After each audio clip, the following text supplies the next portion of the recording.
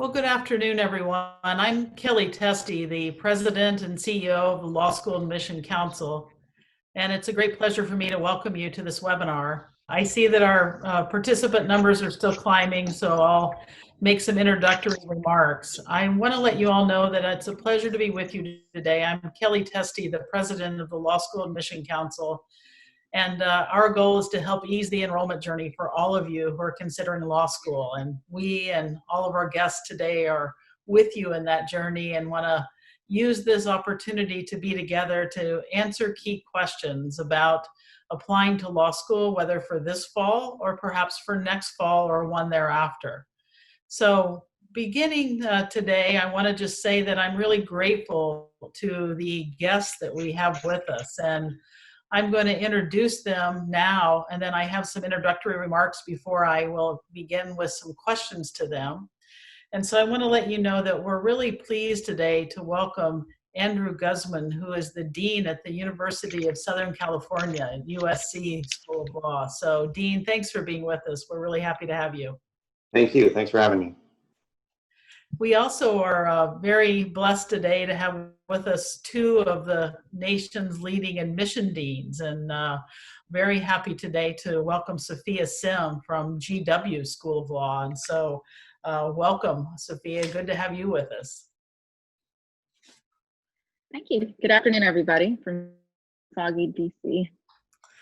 And Julie Smith joins us from Indiana University, the McKinney School of Law in Indianapolis. And I really want to welcome you, Julie, from my home state of Indiana. Glad to have you online with us. Thank you. Welcome, everyone. Great.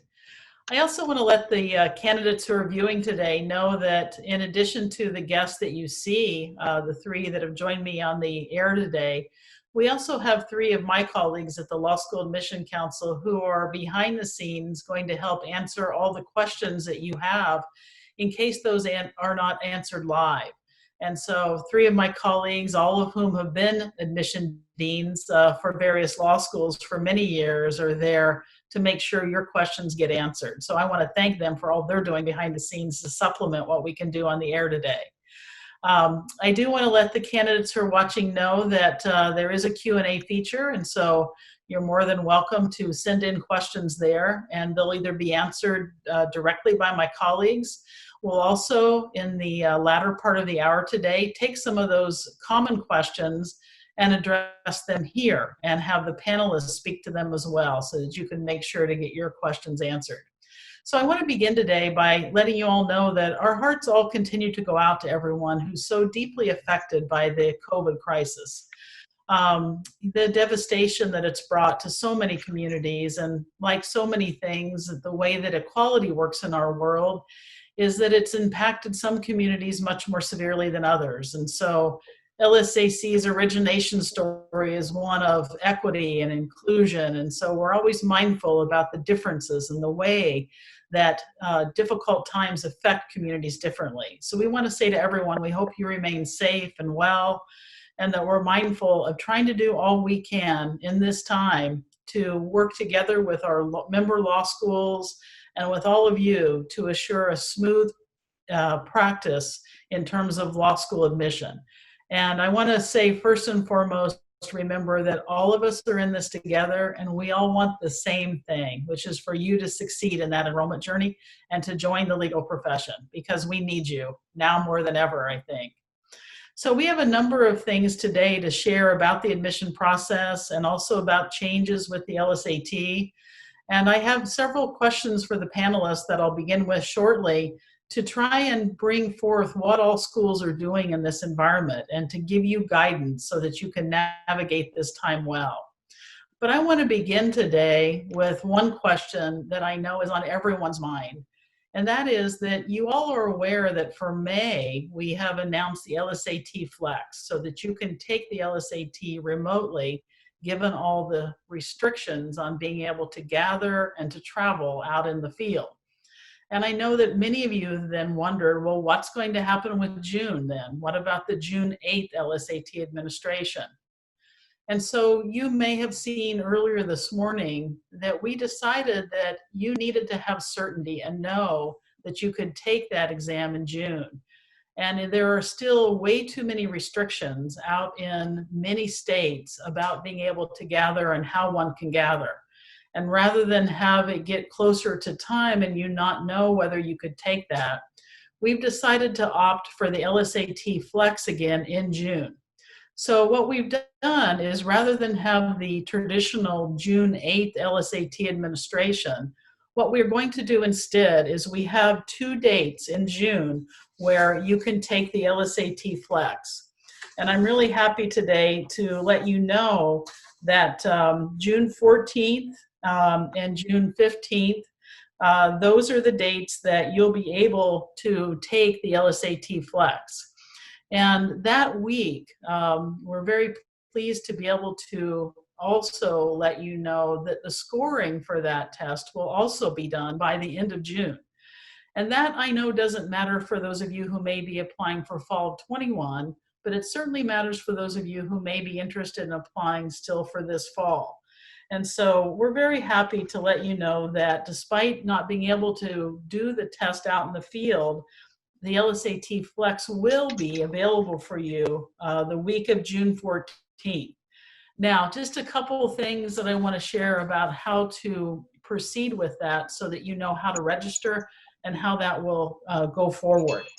What I want to let you know is that for anyone who's registered now for June, you can take the LSAT Flex the week of June 14th, or you can get a coupon for any future test through April of 21.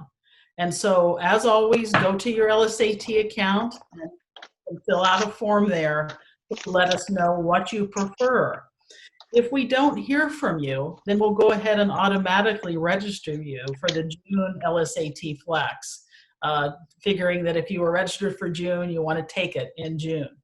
And so both test takers will test on Sunday, June 14th or Monday, June 15th. There'll be a few people as we make sure we accommodate everyone who has an accommodation that week that will also be testing in that week. But for everyone, those scores will be available then. Our goal is by June 30th, so that you can apply for this fall still at schools that are still open to that. There's another important point that I want to stress about the June test as well, and that is that LSAC has committed to helping everyone who may have a difficulty with having the right kind of equipment or needing some assistance with finding a quiet place to test. And so, for instance, we heard from over 200 candidates who are taking the May Flex that they needed help, mostly with a computer that meets the requirements for doing remote proctoring. And we are now in the process of making sure we help each of you who need that. I want to make sure all of you know that that's our commitment. We understand, again, that many times resources are distributed in different ways across our world, and we're going to be there to help even that playing field all we can. So more than anything, please reach out to us if there's any need you have, and we will help you. And we're so grateful to our schools.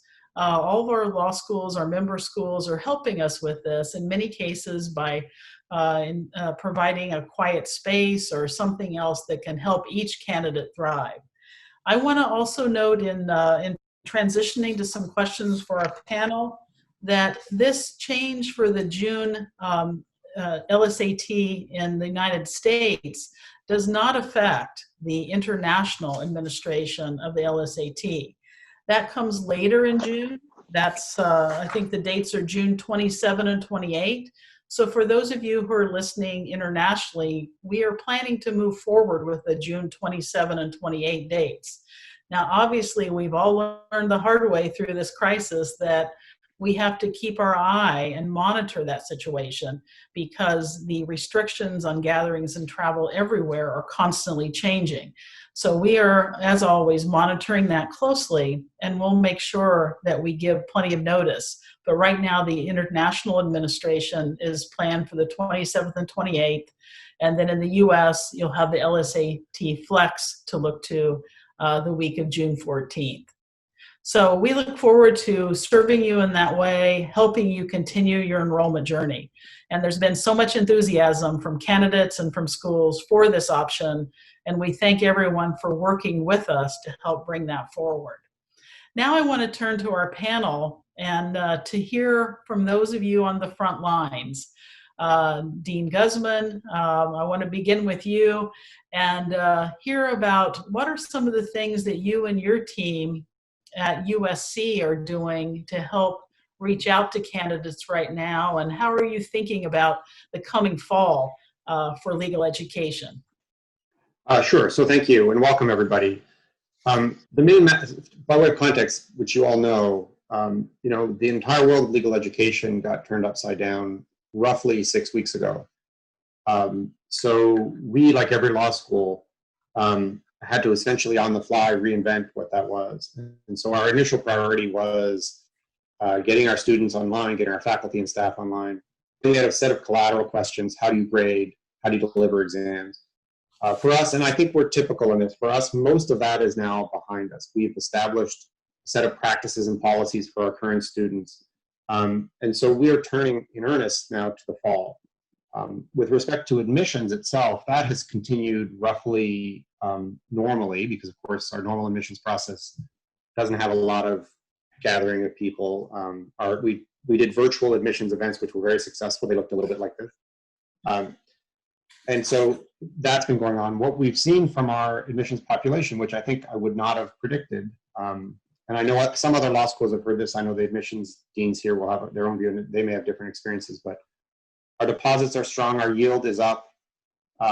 If you didn't know there was a crisis and you were just looking at our data, you would think we were having a fantastic admissions year. So there's a huge question about what comes later. Is there another shoe to drop? Will people back away or not? And we don't know the answer to that. But we're doing what we always do on admissions, which is we are in touch with the students at this stage. We're in touch with the students we've admitted and the students on our wait list. We have a very, here again, every law school does this. I think we're more than most, but we have a very sort of customer service oriented retail style. So we get back with every email and every phone call, trying to deal with things one-on-one. And the last thing I'll note, which is the most important, which we are now in a full sprint to figure out what we're doing in the fall, recognizing that there's enormous uncertainty. We don't know what we'll be allowed to do, how we'll be allowed to gather. In the face of that uncertainty, we're engaged in contingency planning about what happens if we can, to give you an idea of the problem, in a typical 100-person classroom, how many students can you seat and social distance consistent with them sitting there and coming into the classroom, coming out of the classroom? What kind of housing can we have that is consistent with whatever rules that'll come, and we don't know what those rules are. So that's our focus right now, and we think, maybe to the end of May to really have some good plans in place so that when the governor or the mayor or my university president decides what the rules are, we can execute. So that's kind of the way we see the world right now. Thank you, Dean. That's so helpful to hear, and I want to thank you and all the deans for the way that your schools responded. I'm hearing in many ways that the students are really enjoying the great attention that the schools have given them to make sure their education stays strong. And so this is a really good time to invest in education, and that you've all adjusted so quickly has made that even more so. So we're really grateful for that. Let me turn to two of the deans of admission who are out there on the front lines. And Dean Sim, I'll go to the other coast here from USC to DC and GW. And how are you adjusting, and what are you seeing in terms of working with candidates right now? Well, I do admissions and financial aid. So for current students, it's been very similar. We're on OpCo of how we've done a number of emergency funds and tried to help out students in any way that we can. We've even got a little spreadsheet among the SBA students where if people need groceries delivered, food dropped off, places to crash. So it's been very hard. For candidates, I think there's two groups at this point. There's the incoming admitted and then the potential applicants, whether for this cycle or for next cycle. And I will fully admit I was a dinosaur about 6 weeks ago, and I still had wanted people to come visit. I felt that you had to see the school you had to feel the school and feel that the fit was right. It's funny how when you never say never, because I've now fully embraced the virtual world from the admitted students day.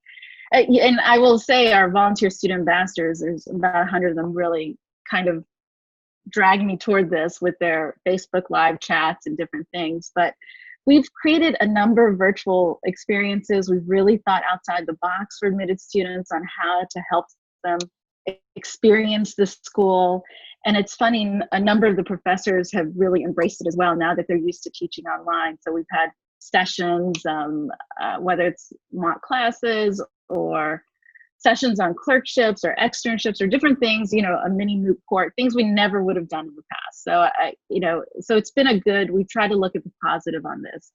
For applicants, I think there's a lot of nervousness. Some have decided, and some of the admitted students too, about postponing a year if it's going to be fully online, whether now is the time if they've lost their jobs, if they've had different things. So we try to individually talk through each one of these through Google Meets and different things.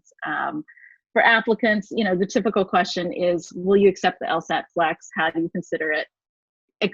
We treat it exactly the same, and we've even checked with the ABA, and they'll treat it exactly the same as well. So there's no harm in that, but still some people are postponing taking the LSAT. So we've talked to them about next year as well. So it's been very individualized.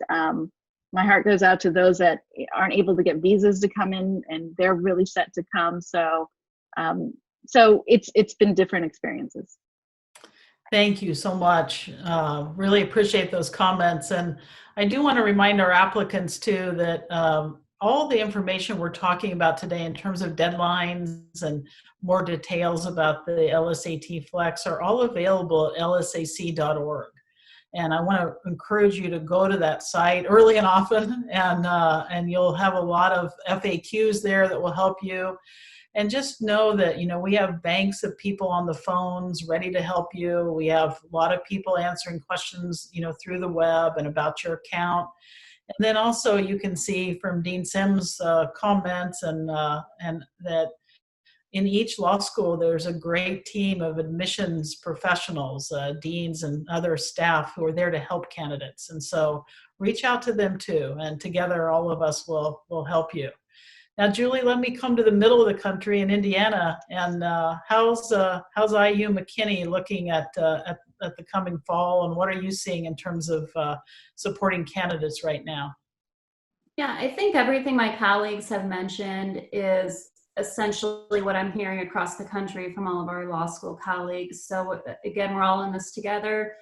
We understand that everyone is facing the same challenges, so the flexibility has to be across the board from all of us. Of course, each law school is going to have a little bit different perspectives on things. I would say right now from, again, two different groups of people. You've got concerns from people who have not applied yet, or maybe were waitlisted, who were depending on that LSAT retake. And so especially today with LSAC announcing the June LSAT Flex, I think what candidates need more than ever now is just some certainty. There's so much of us all hanging on, waiting to make a decision. So even, if it's not exactly what you wanted to hear, at least now there is a decision. So we've been very flexible in communicating with those candidates that we will accept both the May and the June LSATs. Of course, that's going to push back our admission cycle a bit more. So again, communicating to people on the wait list that it may take longer to get a decision, and just being more flexible with that.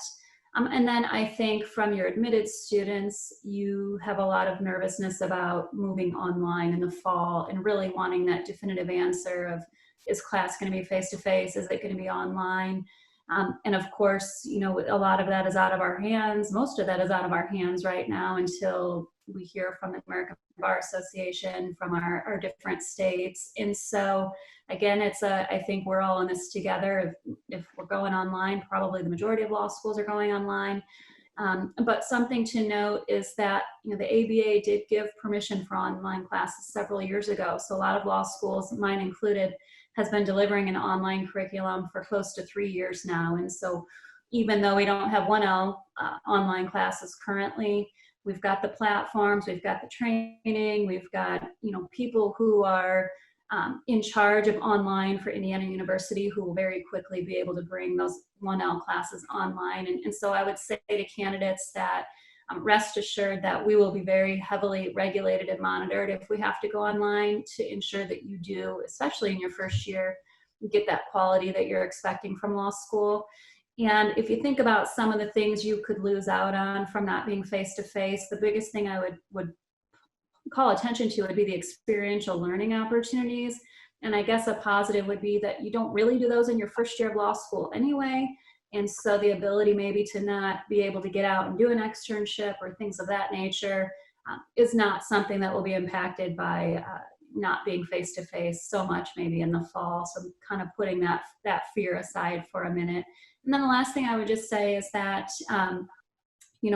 it's not our goal to be out there looking for reasons not to admit students. I know there's a lot of concern about pass-fail grades and how we'll look at those. And again, we all do holistic reviews. Your transcript, your grades are one part of that. And certainly one semester's worth of grades on a transcript is even a lesser part of that. And again, for my purposes, especially if you're applying for this fall, I don't have a ton of concern about your spring semester grades. For the juniors or people applying for next year, that may just mean that your fall of next year grades become more important, or an LSAT score becomes more important. So just reach out for assistance through this, get used to this virtual world. Chances are we may not be on your campus this fall physically, but make sure that you're taking advantage of all the virtual opportunities to connect with the law schools that you're interested in, and we'll help you through the process.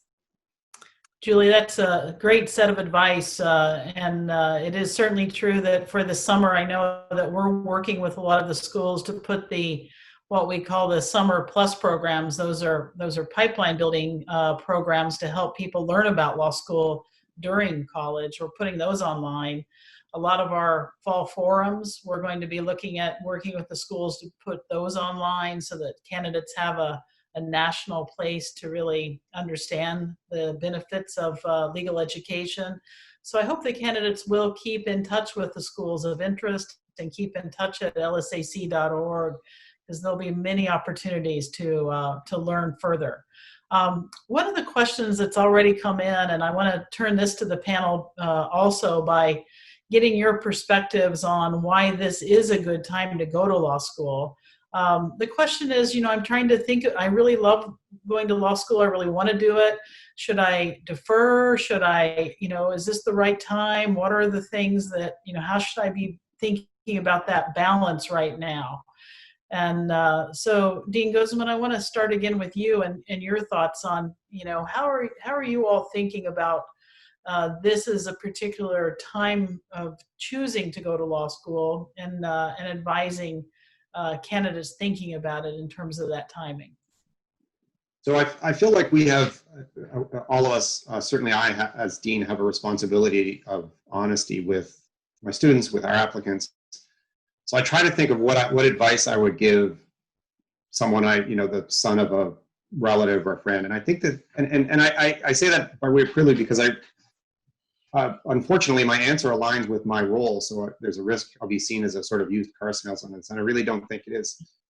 So the choice that you have, because of events beyond the control of any of us, does not include appearing this fall for the same conventional 3 years of legal education that we're all accustomed to thinking about. Right? But we all hope that'll happen. Maybe we'll get there, but it seems unlikely. We can't commit to that. That's not an option. You can't say today, the choice I'm making is to go to regular law school like generations before me, starting in August. So the choice is enroll in, let's say, in August and start your legal training, or delay in some way. And I think for almost everybody, the enrollment choice is the better one. And I want to try to explain why. And this is just a pros and cons, costs and benefit. So the big benefit to delay, whether you get a deferral from the school or whether you simply wait a year to apply or you withdraw and reapply, the big benefit for the student, I think, is you avoid the risk of having some chunk of your legal education be virtual or online. And that's a real benefit. We are doing everything we can to make the online experience strong and high quality, and I think we're doing a pretty good job. But if we got the all clear, we would not start teaching everything online, right? We would go back to in-person teaching because we think that's a better way to do it. So there's a real cost I will give you. But then the question is, what's the alternative, right? What happens if you wait? So almost everything I'm about to say is speculative, so I'm peering into my unreliable crystal ball. But I think what happens if you wait is a couple of things. One, my guess is that we law schools are all going to be a little less generous with our deferral policies for the simple reason that we need to seat our class and for a bunch of reasons I'm about to cite. If there's a meaningful number of people who delay by a year, that's going to make the pipeline more crowded for the next cycle, which is great for admissions officers, right? The bigger the pool, the stronger the pool, the more selective we can be, which means it's going to get a little more competitive to get an admission to the same schools you're applying to. That's going to happen, I think. It is certainly true that every university in the country has its financial situation in turmoil, which matters because scholarships rely on budgets. And so scholarships are likely to get a little less generous. If you're sitting on a good scholarship right now and you were to withdraw and reapply, my prediction is that for most people, that scholarship's going to get smaller next year. So I think the scholarship world is going to get less friendly next year. And then I want to give some positive, right? If you enroll this fall, maybe, and again, it depends what people do. We don't know how many people are going to try to defer or withdraw. If the 1L cohort this fall is small relative to what it otherwise would be, that's what you want, right? You want to graduate with a small cohort. The number of jobs is roughly speaking fixed in any given year. And the number of graduates, there's lots of graduates, the job market's a little more competitive, and so on. So back in the dark ages in 2013, 2012, 13, 14, the problem was we had a lot of graduates and not very many jobs, and that's what created a big crunch. So if you're in a small cohort, that's an advantage. And the last thing I'll say is there's a question of what, in making this choice, don't just think of law school or not law school. It's law school or blank. Right? What's the alternative? It's unlikely you're going to be traveling the world.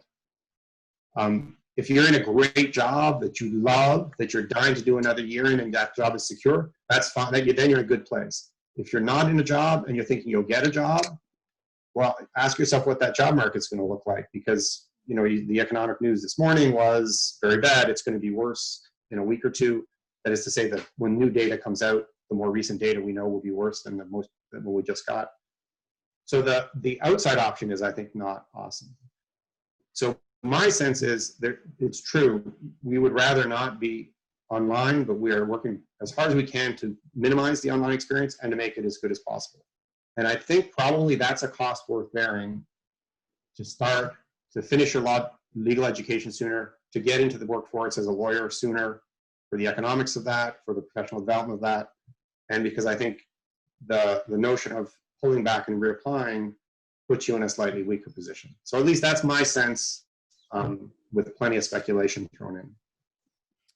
It's a really important point, Dean, that judging anything is always about what's the alternative. And it's true that I've been talking with a number of candidates who, their jobs have been disrupted. And so, investing in education at a time when the employment market's not great is usually a good investment, conceding that, it won't look the same. I mean, we're all going through something none of us have ever experienced before, and it has impacted every area of our world. So thank you very much for those comments. And Julie, I want to get your perspective as well on timing. And as I do that, I also want to throw out to you that there's a number of questions that come in around how do our law schools think about timelines on wait lists right now? Should they expect a little bit slower decision? And so anything that you want to address there would be great.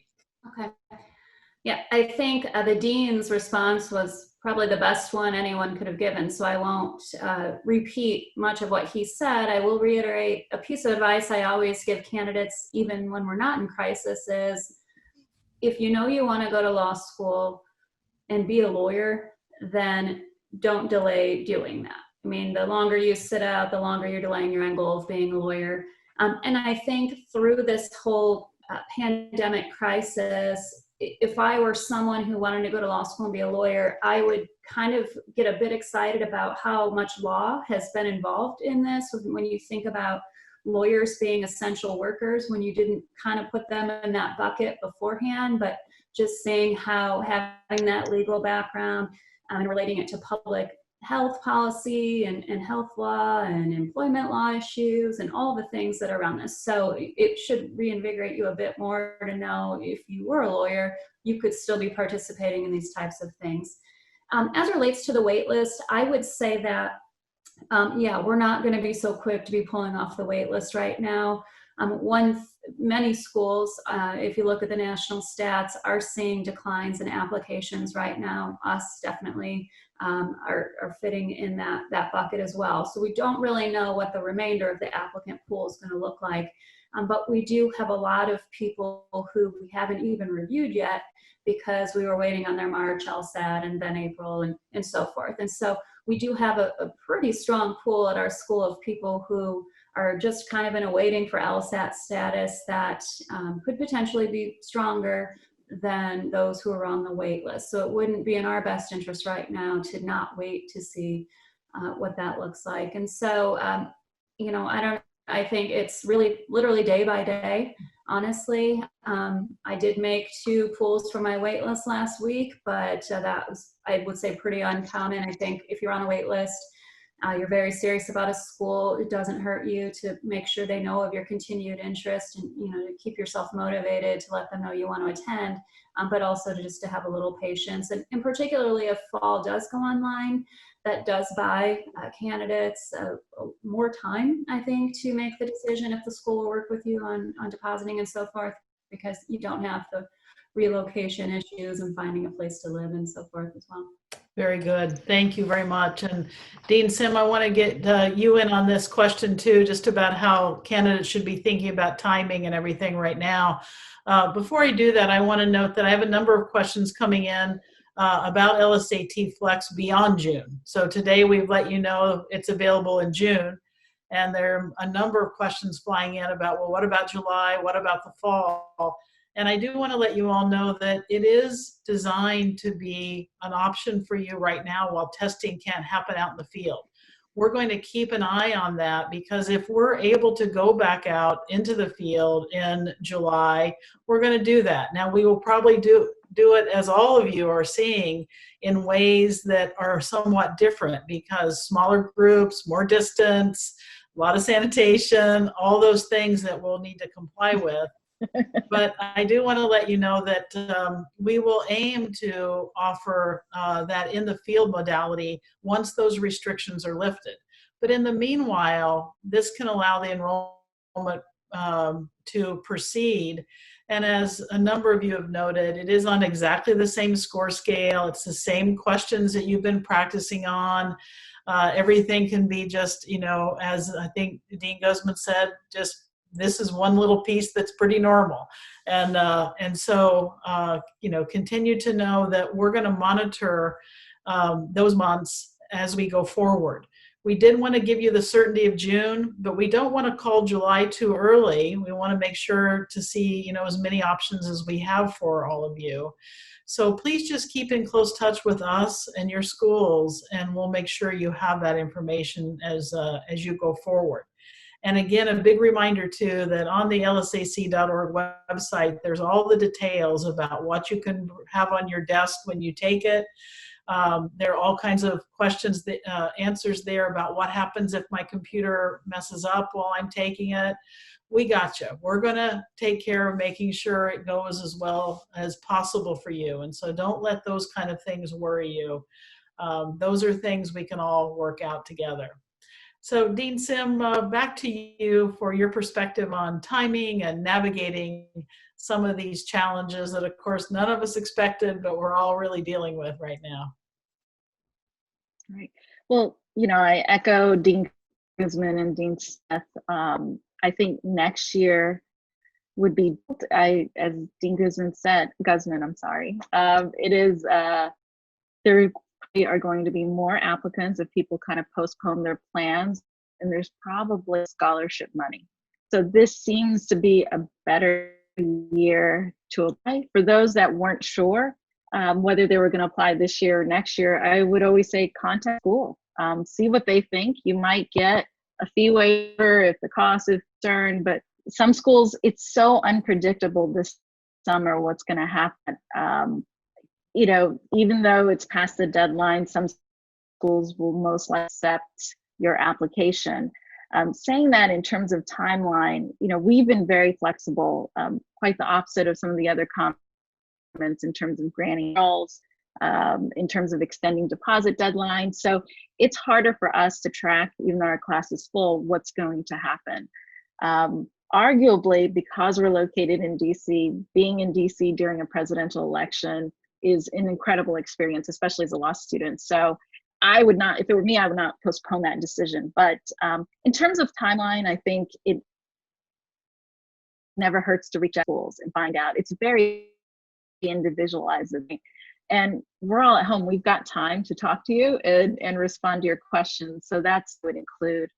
The one area I realized that we have touched upon is for transfers, because now is the time for transfer applications. They're worried about how their spring pass-fail looks like, things like that. So again, I would certainly reach out to schools. I would apply. I've heard that a lot of the large law firms are postponing their hires and until January, which is actually better for transfers, which you'll be at your new school and you'll have grades to reflect upon it. Certainly is also not a terrible time to consider if you are already planning to transfer.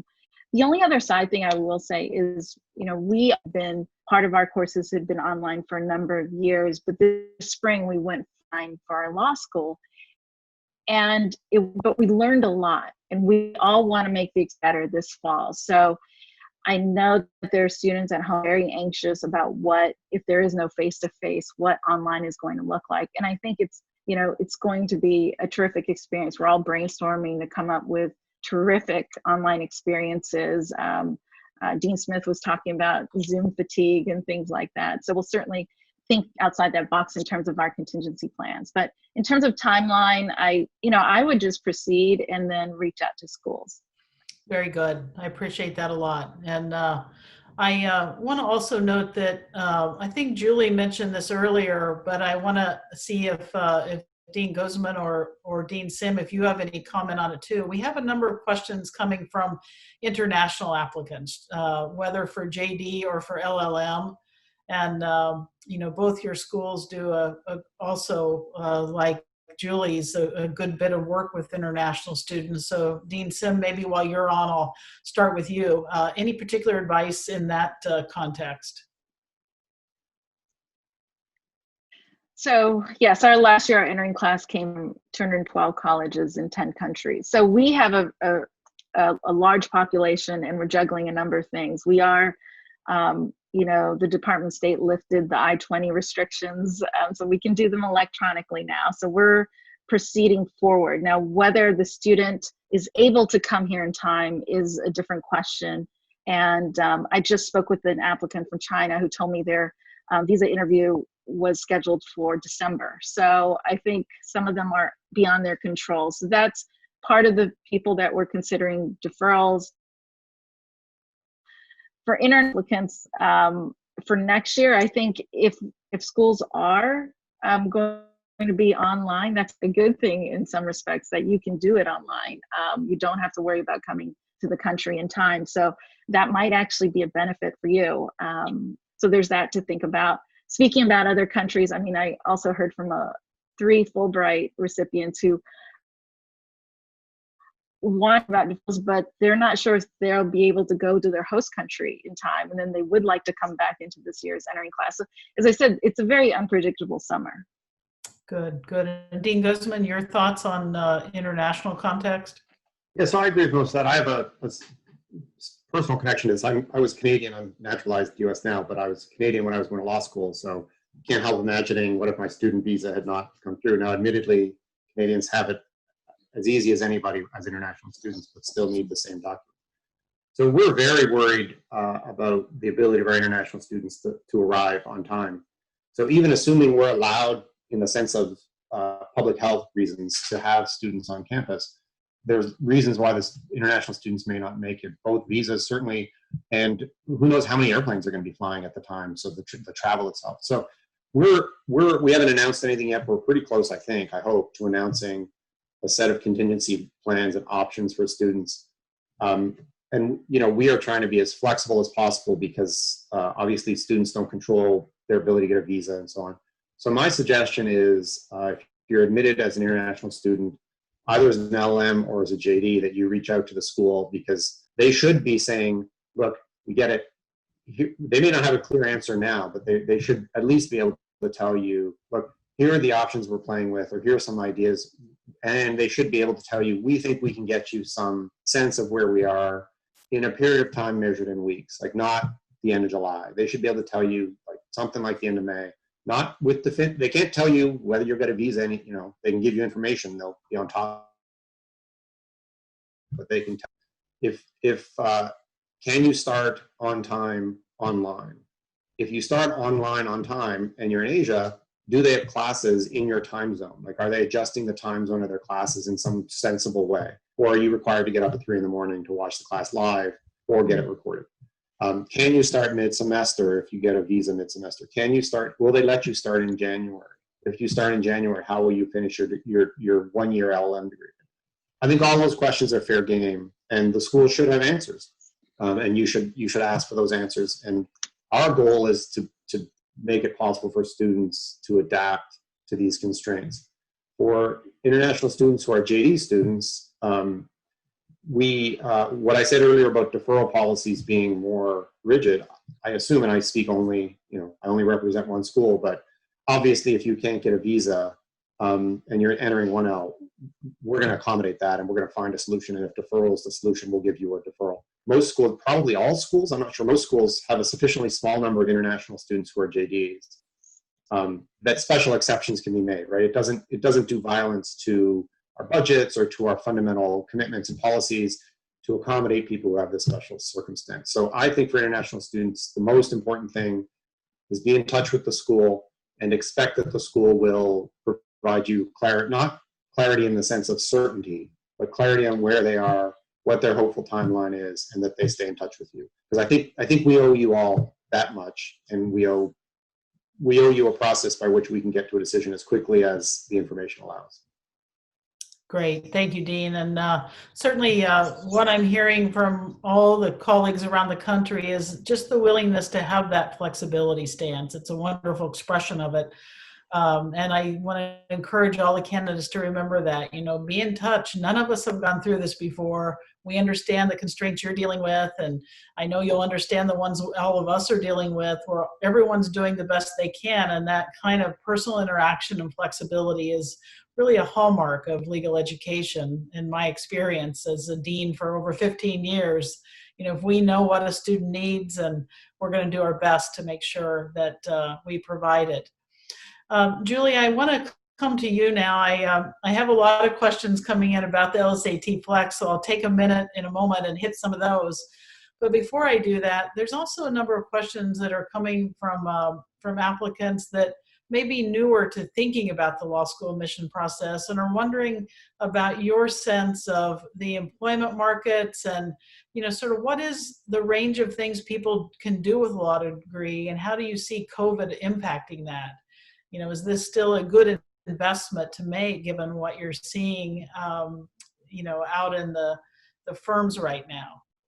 Yeah, that's a great and timely question. I think it's you absolutely should be thinking about that as you're entering law school. Again, a lot of what we have to say is us making guesses, right? We can't predict how this is going to shake out, but we've all been reading the news and seeing how firms are not hiring summer associates this summer, pushing till January, or attorneys have been laid off or furloughed or whatever that might be. And so I definitely would be lying if I didn't say that we will see, I think, an impact in the job market for attorneys. But kind of circling back on the importance of a JD and what a law degree is, not everyone goes to school to get a law degree to go be an attorney in a firm.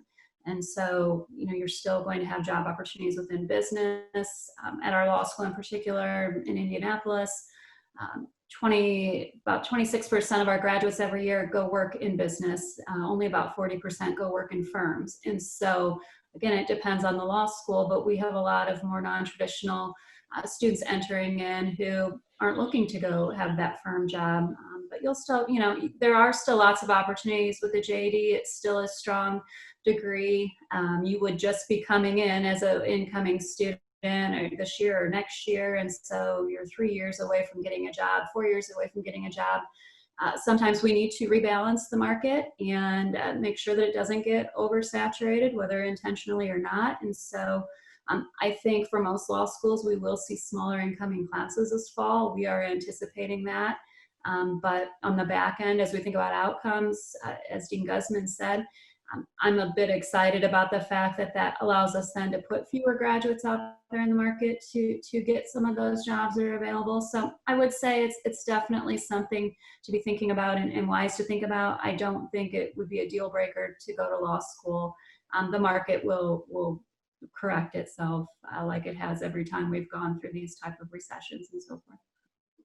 Yeah, it really does. And some areas of practice will get busier and busier, and others will change a little bit. But you're right, it does work in that calibrated sense.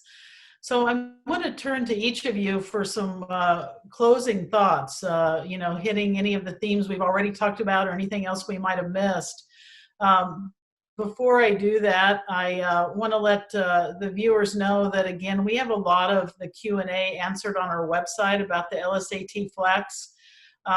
Many of you are asking, as I think the deans today have said, that the score scale is the same, so the schools and the ABA are treating it the same. We wanted to make sure of that as we rolled this option out so that this would be as seamless as possible during this emergency. And so your preparation will put you in very good stead for taking the LSAT Flex. It's the same questions, the same question types.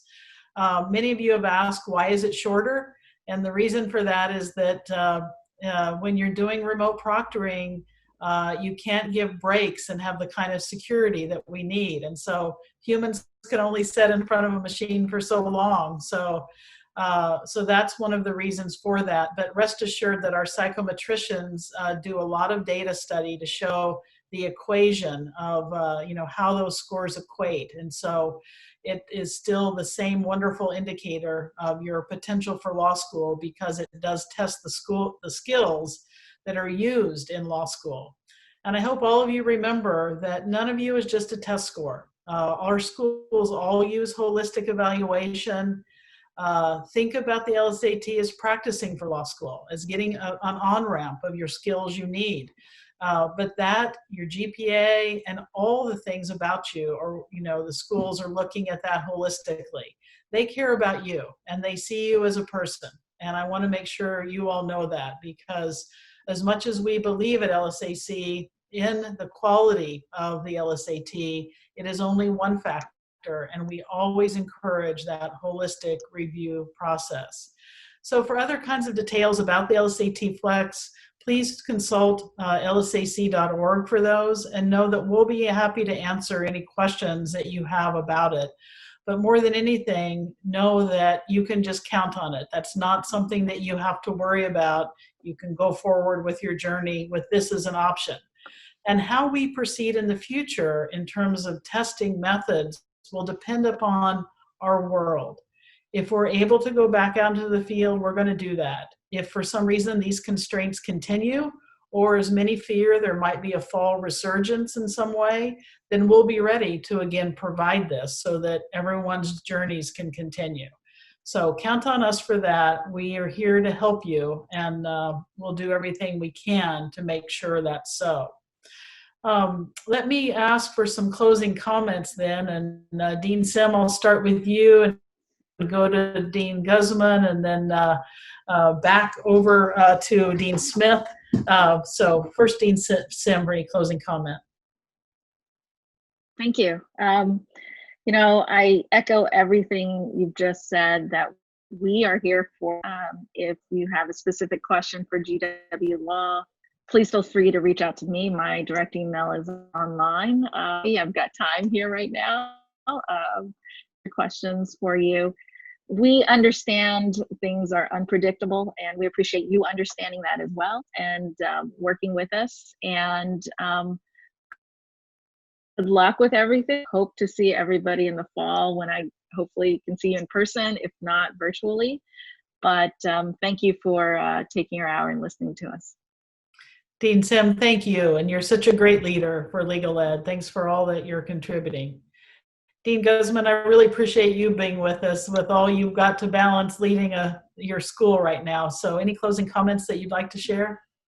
Yeah, so I always try to say the following when I talk to prospective students or admitted students, which is a little biographical. So the thing that closed the deal for me to go to law school was the realization that when important decisions are made in our society, lawyers are at the table. In fact, they're at the table more than any other profession. And we're going to see that. So rightly and obviously in this crisis, medical professionals and public health professionals have been in the front of decision-making, at least largely, and maybe less than they should have been. But that makes sense. But we're going to see a shift in the coming months as the medical science becomes a little more familiar and a little more known. Other people are going to be coming forward, or we're going to be making policy decisions. And just watch who those people are and Google them and see where they were educated. The majority of them, I predict, I don't know who they're going to be, because I don't know who the majority will be law trained. And that's because, for whatever reason, people who went to law school tend to be at the table. And so where that leads me is a thank you. We as a society need more lawyers because we need more smart, ethical, talented people, and we need a more diverse population of people at the table when that happens. So if you're going to law school, if you decide to go to law school, I want to thank you on behalf of me, on behalf of, I don't really speak for society, but society, because the more terrific people we get in the profession, the better we will do as a society, because lawyers affect our future peace and prosperity, maybe more than any other profession. Thank you, Dean. They sure do. And thank you for all your leadership you're providing right now. We're so grateful for that. Dean Smith, let me ask for your closing comments on anything we've covered today, or maybe something we didn't get to yet. Yeah, I just want to say, especially since we're not seeing people face to face right now, it's really encouraging to see that close to 3,000 people felt it was important to have this conversation today. That gives me hope that many of you are not completely scared off by going to law school this fall or next fall, and you shouldn't be. Hopefully that'll be a takeaway from this afternoon's webinar for you. No matter what happens in the fall, how you attend law school, even if it's face-to-face, it's going to be different, as is everything in our whole lives right now. This is a very scary time just because it's uncertain, but just know that we are in a very unique position and very lucky in the legal education world to have such strong organizations like LSAC and the ABA who are constantly helping facilitate and guiding us through these processes. Not every educational degree, most don't have those same type of organizations. So your safety, your well-being, your mental health, your financial wellness, and your ability to continue through your legal educational journey is at the forefront of all of our priorities, from the deans of law school all the way down. And we will continue to do whatever we can to deliver that quality education to you. So stay safe, and thank you for participating, and definitely connect with your law school admission professionals for guidance through this process. Julie, thank you. Those are really wise words, and it really reminds me how grateful we are at LSAC for the really healthy ecosystem we have with all of you, the deans and the admission deans of the law schools out there, and our ability to stay in close connection and work together. We're going to make sure we do that for benefit of the candidates. When I was a law school dean, I had on my desk a sign that said, tell me exactly how this benefits our students. And I was always trying to encourage people to focus on putting students first. And I know you all do that. Our law schools do that. And so that's why that form of education that's really a great degree in complex problem solving really is such a leading part of the leadership in our society. So I really thank all of you for being with us today and for the way that you've helped inform candidates. I also want to let all the candidates know that we continue to be available for you. We're going to try and do these webinars every couple of weeks to keep you informed. And in the meanwhile, both in the admission offices in the law schools and also at LSAC.org, we're there to help answer any individual questions that you have. In closing today, I want to remind you of just a couple of things that are important. One is I want to make sure everyone knows about the free LSAT preparation that's available through the Khan Academy. And that's a wonderful program. It's free for everyone. And that's a great way to build your skills. And that skill building pays off in law school. It's exactly the same skills you need to thrive when you get there. I also want to remind you of a new product. It's called Law Hub, and it's available through LSAC. And you can also, through that, get a number of practice questions and write from us exactly the ones we use on the exam. And so that allows you also to prepare without a huge investment and of your resources. LSAC also works with our member schools to have a fee waiver program. And that helps any candidate that has financial challenge to be able to go ahead and apply to law school. And so please know that that option is there and available for all of you, because one of the things, as Dean Guzman said, is law is devoted to equity and inclusion. And we understand how structural inequities can really make it difficult for some people to get the advice and the support they need to apply to law school. And what we all want you to know is we're here for each and every one of you, and we'll do all we can to support you. So with that, I want to say goodbye for today. And please know that my staff are trying to answer any questions that didn't get answered live. We'll also be back in a couple weeks to tackle anything we need to follow up on. In the meanwhile, Dean Guzman, thank you. And Julie and Sophia, it's always so good to work so closely with both of you. Thanks for being with us today. And to the candidates, keep your passion for justice. We want you. Take care.